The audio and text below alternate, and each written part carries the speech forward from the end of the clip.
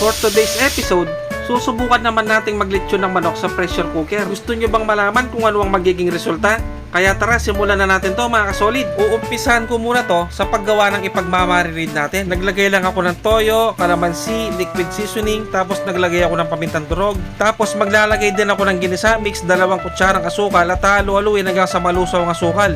Nakalimutan ko nga pala lagyan ng oyster sauce kaya magdadagdag ako. Shoutout ko nga pala si Fit and Wheels from Jensan at si Rian from Davao City. At eto nga pala ang diskarte ko para hindi na ako magmarinate na matagal. I-injectionin ko na lang ang manok mga kasolid para on the spot luto ka agad. Hindi mo na kailangan magmarinate dahil pasok ka agad ng lasa sa loob ng manok. At sigurado nanonood ka pa ngayon, pag-i-comment naman kung tagasan ka para malaman ko kung saan nakarating ang bidyong to. At shoutout sa iyo Prince Kyle Malibiran ng Arayat, Pampanga. Maraming salamat sa panonood. Yan, kailangan talaga ma-inject lahat ng buong katawan ng manok para pasok na pasok talaga ang lasa.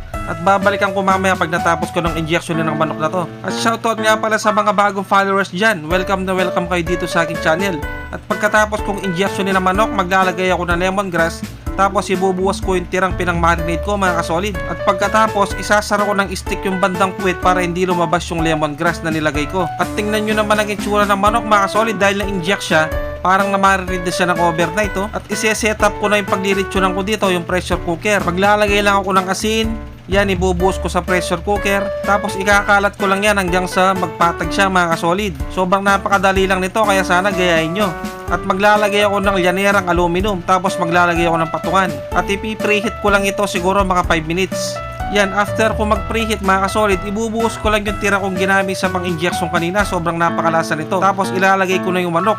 First time kong gagawin to kaya wala akong idea kung ano ang kalalabasan nito pagkatapos. Kaya samahan nyo kung anong mangyayari mamaya mga kasolid. Siguro isasalang ko lang muna to ng 30 minutes. Pagkatapos ng 30 minutes, tingnan nyo naman ang itsura. Medyo luto na siya. At may naisip ako para mas lalo pang kumapit ang lasa. Ipapahid ko yung tumulong katas ng manok. Napakalasa nito mga kasolid. Sobrang napakabango na ng amoy. Parang nakakaamoy ako ng chooks to go. Siguro isasalang ko ulit ito ng 30 minutes pa tapos babalikan ko kayo mamaya. At pagkalipas ng 1 oras na pagluluto ng lechon sa pressure cooker, ito na ang aking nilutong lechon manok sa pressure cooker. Sobrang napakalambot mga kasolid. At sobrang napaka-juicy niya. Siyempre, first bite na tayo. Sus Mariosep, kanyama na po. Sobrang napakalambot, lasang-lasa yung pagkalechon niya.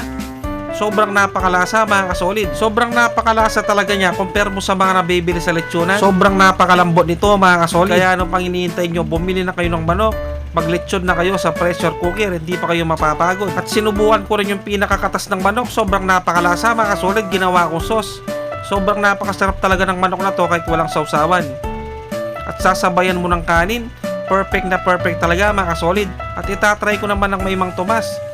Sobrang napakasarap din ng may Mang Tomas mga kasolid. Grabe. Pag ganito talaga ang ulam, hindi ko mapigilan sumubo. At itatry ko naman yung breast part kung balasa nga talaga. Kasi karaniwan yung binibiling lechon manok sa labas, hindi balasa yung breast part. Sus Mariosep, napakalasa din ang picture niya mga kasolid. Hindi siya dry tapos napakalasa niya dahil in-injection ko. Kaya kung nag-crave kayo ng lechon manok mga kasolid at wala kayong mabili, subukan yung gawin itong aking ginawang lechon manok sa pressure cooker. Talagang napakasarap.